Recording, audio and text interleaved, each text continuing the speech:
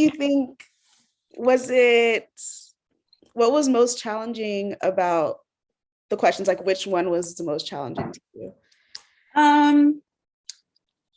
Interestingly enough, when you asked, could I predict like the next 10 years of either imagery or what's culturally important and what would happen moving forward, I was like, oh my God, this is one of those questions where it's like, oh my God, I don't know how to answer that.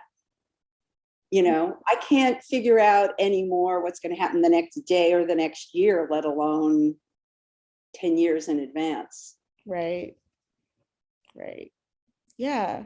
So.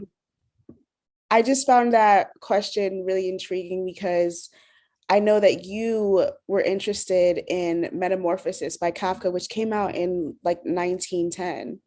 So in my head, I was like, wow, like, do you think like there's something that maybe came out, I don't know, maybe in the 90s or even the 80s that you think would be super pertinent to people that were just starting their sculpture or starting art right now?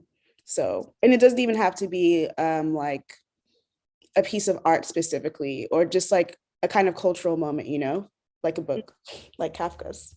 Right. I mean, I understand completely. I think the thing about Kafka that I still find so amazing is that nothing he wrote is really time bound. It's about emotions, and emotions are not time bound. So whenever I think anyone's going to read this, if they let themselves, they're going to be able to connect.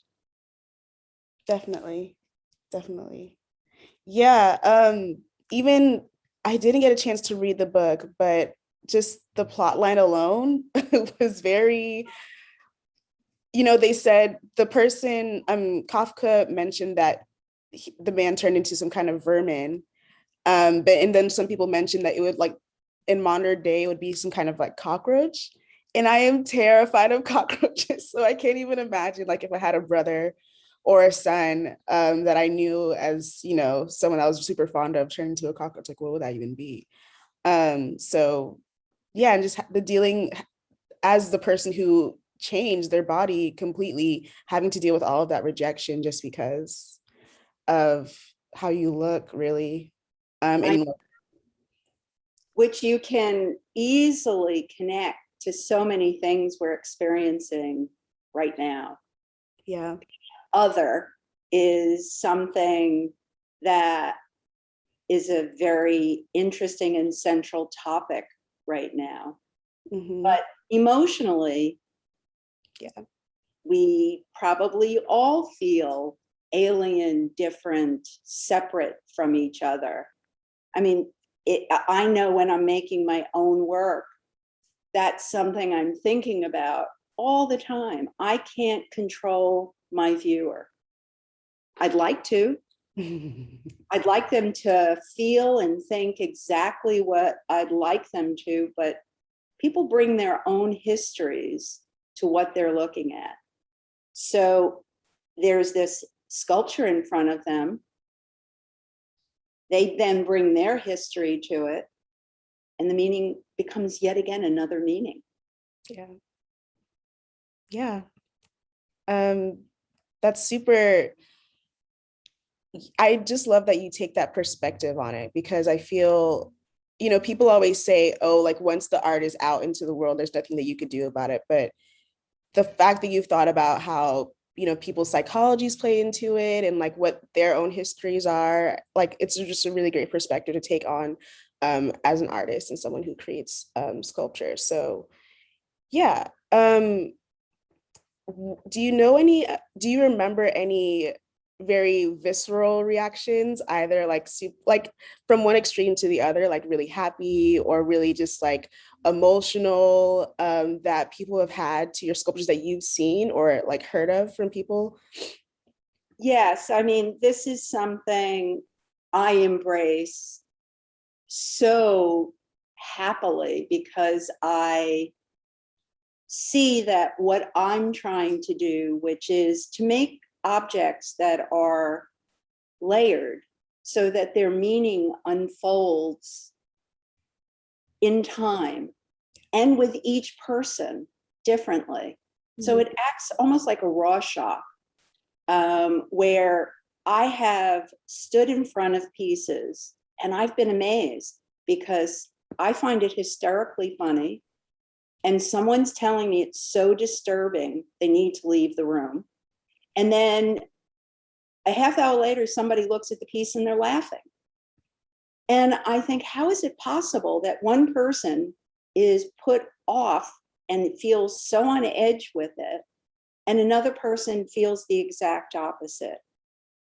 Something that I realized very, very early as an artist was that I wanted my work to deal with impulse, desire, contradiction. I wanted to layer the meaning so that it unfolds like an onion. And that's an experience that, as a maker, when I can watch this and see this, it's very, very exciting. Yeah. So when you think about creating, how do you go into, thinking, hey, like this is going to be what initially catches someone's eye? And then, so you have, like you said that you have no idea. I am probably one of the most unconscious makers on the planet. Sometimes I have to wait 10, 20, 30 years to figure out why I've made something. And sometimes I can never figure it out. Often for the history of my making, there's been a plethora of criticism written about the work. Mm-hmm. And sometimes I'm reading what someone's written and I'm thinking, wow, I had no idea. I see exactly what the person is saying. I didn't see it. And I'm thinking, how is this possible? But it happens over and over and over again. Yeah. I'm interested in work that's metaphoric, that's symbolic, and that honestly shifts. I don't want work to be one thing. If someone says, oh, I get it, it's this, I think to myself, I failed miserably. Mm-hmm. I don't want that. I really want it to shift. And with this shifting, interesting things have happened. For example, I made a piece called Dirthead, and they're round forms with teeth, and everything's made of earth. Yeah. And it sits on 10 tons of earth. And the piece has traveled to so many different parts of the world. And every time it's been shown in a different part of the world, it's been talked about completely differently, as if the piece is a completely different piece. It's like the subject has changed, but it hasn't. Yeah. There are some things that I think are consistent that are talked about in terms of the work, in terms of it looking about life and death. But it's amazing when I think about the range of interpretations that this piece has had. And I think it comes from the way I work. Interesting. What initially drew you to the arts as something that you would, not necessarily something that you began to study, but when did you start thinking about, hey, I like, drawing, I like painting, things like that? So when kids were playing with their dolls or pickup trucks or whatever they played with, I was drawing and painting. I can't even remember when I started, honestly. And when I was as young as 9 years old, I would take the train from Brooklyn to Manhattan on Sundays, and I'd go to the Met, and I'd wander the halls with just like sheer amazement. Yeah. My eyes would be popping out of my head. My mouth would be dropping. I couldn't believe what I was looking at. And I feel like I grew up in the Met, and it was my first love. You know, I can't remember a time I was not making things. And when I got to college, I found immediately that it made sense for me to study sculpture, because I'm the person in a museum where it says don't touch.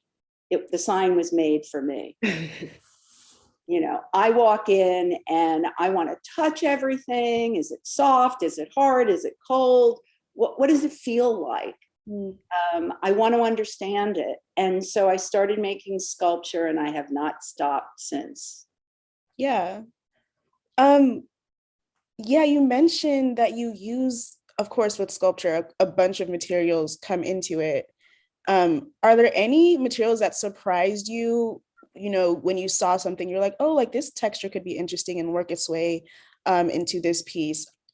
Once the final piece was done, and you like selected the color and everything, did anything about a specific material that you used surprised you at the end when you thought of a piece to be completed? You know, I feel like at this point, I've probably used every material in existence. I'm a material holic. Yeah. I would say, interestingly enough, the most recent pieces that I've been making that are in acrylic, aliphatic resins, and an epoxy compound material that you can model with, I really was shocked because people were telling me they could taste the color. And I was like, wow, that's really something I never thought was attainable in sculpture. And people kept commenting over and over again to me that this was how they were experiencing the work. And I was thinking, oh my God, this is synesthesia. It's crossing their senses. Yeah. Whoa, that's amazing. Wow. That's really, really shocking. And then also, this is a material that has such schlock connotations, like it's used in trinkets and souvenirs. Can I take this material and transform totally how it's seen and used? And making these pieces into edgy, complex sculptures are a huge, interesting challenge to me. Yeah. That I was, when you said it's crossing people's, I thought that immediately, like it's really transcending from one like input to, an output that people can like taste. So that's really, really cool. Yeah. Yeah. It seems that when you create, you really want to just not take something at face value and really see how you can impact it and how you could change it completely, which is amazing. And do you have any other materials that you would want to use? I know you said you used a lot, but are there any things that you would want to still change as you use them, or change how it's seen? Well, that's an interesting question. I am an unconscious maker, so I watch things unfold, and I'm as surprised sometimes as much as my viewer is. So, yes, I like change. As soon as I know that I know what's going to happen in the studio and what I'm going to make, I want to change. And I don't want to change in a small way. I want to throw myself off a cliff and really push myself into a place where I'm not going to know what's going to happen, because I don't want to be a production person. I really like creativity and trying to come up with new ways of, for me, making, and I hope then translating into objects that are unpredictable for the viewer. Yeah. So it seems that over time you've went from, as a child, just drawing and painting because you liked it and because you could like it came natural to you, but to now as someone who does this professionally, really wanting to challenge not only yourself, but, you know, challenge the viewer as well, and like really have things, you know, transcend sense and just be remembered for a really long time. So, yeah. Yeah. You know, I have such interesting exchanges between the viewer and myself. Unfortunately, I can't be with my work all the time, but there are specific moments where either things have happened or I've watched how someone has responded to my work, and it's amazing to me. There was a time where I made a piece called Double Bed, and it's a very long 20-foot bed-like form made out of soft pillows that are white, and strung across it is rope with baby bottles and nipples. Mm-hmm. And I remember standing at the opening, and a mother walks in with her stroller, and the kid bolts out of the stroller, runs over and starts sucking on one of the baby bottles in my sculpture. And the mother says, "Oh my God, that's exactly how I feel," and bursts out laughing. Oh, You know, that's pretty memorable. yeah. And it's a wonderful response. Or once I was sitting on a panel at the Whitney, and someone asked me why I was using teeth in my sculptures, and I panicked. I had no idea what to say. And before I knew it, I shared with 200 people that when I'm angry, I want to bite them. At the end of the lecture, this very prim, blue-haired woman in a suit walks up to me and says to me, "I understand exactly what you're talking about. And when I gave birth to my child, I wanted to eat it. And so I went out and bought a suckling pig the size of my child and ate the entire thing." Wow. Sat there scratching my head thinking, they say artists are weird. And then the last story I'll share with you was I was standing in front of the sculpture monkeys, and this collector walks up to me and says to me, "You know, your work's kind of like my experience with oysters. I hated them at first. And once I acquired a palate, I couldn't get enough of them." And I thought, wow, talk about extremes. Yeah. Love, hate, contradiction, something I've loved and embraced in my work and still do. Yeah. And your pieces around the double bed one, was this something that you created in the 80s around that time?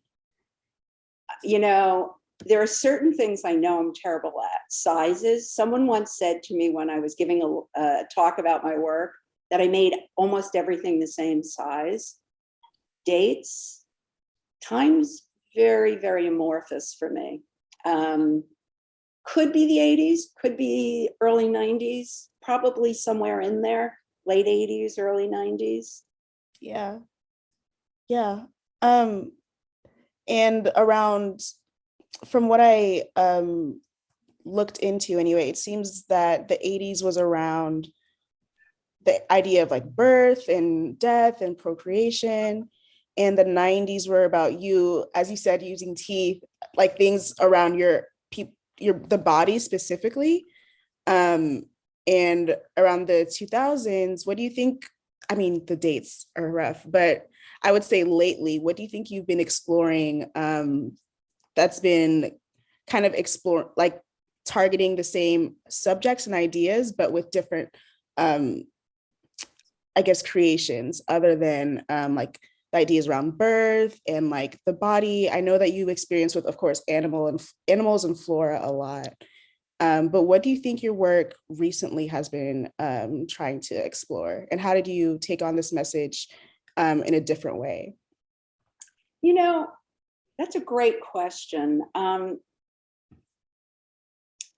I feel like my work from the 80s all the way till now has dealt with the body fragment.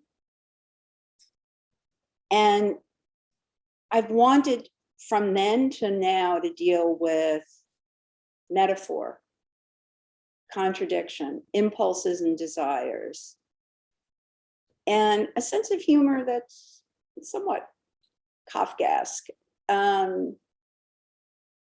And while the materials have changed, and superficially it looks like the imagery has altered or changed, I think the imagery is changing in response to material changes in my work. And at the same time, I feel like the subject is consistent through all these bodies of work. Interesting.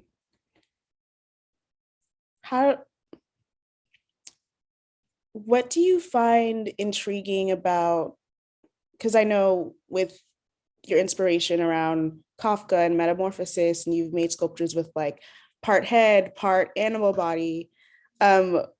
Looking back at it, what do you find interesting about humans' relationships with nature and flora and animals? And how do you think it's evolving now that, there's a lot of course, climate anxiety in the area and, questions about climate justice? That's an interesting question. Once an artist makes an image or makes a painting, sculpture, whatever it is they make, it goes out into the world and time changes. What happens 10 years from now, 50 years from now, 100 years from now, we don't know. So whatever we've made now, it's going to change in how it's received. It makes me think of, I did this piece called Head and Tree. And when I made it while I was in the hospital, and I really was hallucinating. I was on a lot of drugs, and I had this image of my head leaving my body, floating up into and winding up in a tree. And it gave me such an inner peace. And I couldn't wait. Once I got out of the hospital, I had to make this piece. Now, I look at that same piece now, and with what's going on with the environment and worrying about, is the planet going to exist? Are we going to be left? What's going to be left? The meaning has altered. It's transformed. It's changed. Is it the same piece? Yes, but it's altered. Right.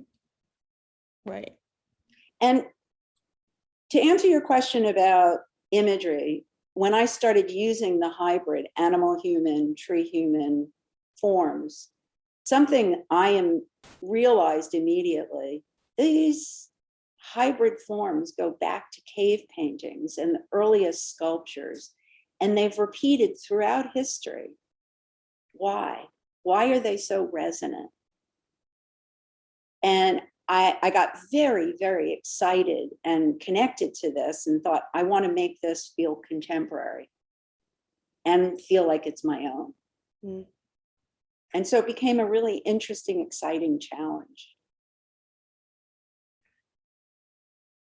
When you challenge yourself to something, and I know that you've mentioned you do things unconsciously, and there are, you can't control how it's received and things like that. But when it comes to technique and really getting imagery down and choosing the right, hues and colors and things like that, what artistic accomplishments are you most proud of? Like when you create it and you see like, man, like this really came out the way that I thought it was going to come out.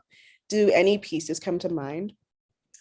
Wow, that's an interesting question. First of all, nothing ever looks the way I expect it to. Since the invention of the cell phone, I'm constantly taking photographs of things as they evolve in my studio. And what I'm shocked by is where something started and watching its evolution and where it ends. Yeah, there are certain pieces that I think, I can't believe I made it. Monkeys is a sculpture that I look at it and I sometimes think, how did I make this? I have pieces that people are shocked that could span 5-7 years in the making. I have a tree that I'm about to bring to the foundry right now that I've been working on for 15 years. So when you say evolution, I have a very different time frame in which certain pieces are made. Mm-hmm. Are you a fan of starting something and, telling yourself, I have to finish this? Or are you more, oh, this was a cool idea at first, I'll come back to it and who knows what'll happen, and revisit it? Well, I'll tell you something crazy that's recently happened because of the virus. We started taking some older pieces out of storage because I felt like I had a little bit more time as exhibitions kept flipping or switching. I mean, Tadeus and I have had to reschedule a show that we had scheduled for London. I've lost track of how many times around the virus. And then we had to reschedule it again because the pieces we were going to show are now going to be shown at the Belvedere Museum. So everything's shifting and changing, and I never know when anything's going to happen or not happen. I felt like I had a little more time to start doing things I had promised myself I would start doing. And I started pulling some pieces out of storage for us to look at just to see what condition they were in. And then also I had pieces that I had in storage that I thought I was going to throw out, but I was convinced by people close to me that that's not a good idea. Maybe I should just leave it in storage and revisit it. And I was so interested that some of the pieces I thought I was going to throw out were some of the best things I had made. And I thought, what a twist. So sometimes you can't even know yourself, the person who's making it, how you're going to feel about something you made 20 years later, 30 years later.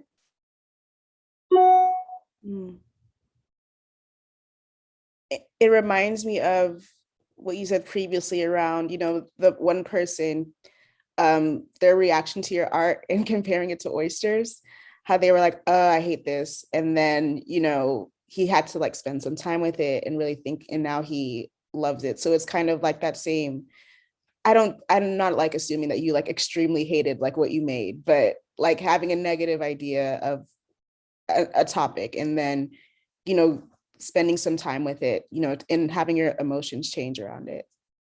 Well, we all change. I actually remember sitting and thinking about, for myself, how I can flip from talking to my husband, wanting to kill him, 2 seconds later, laughing at him, and then 30 minutes later, loving him again.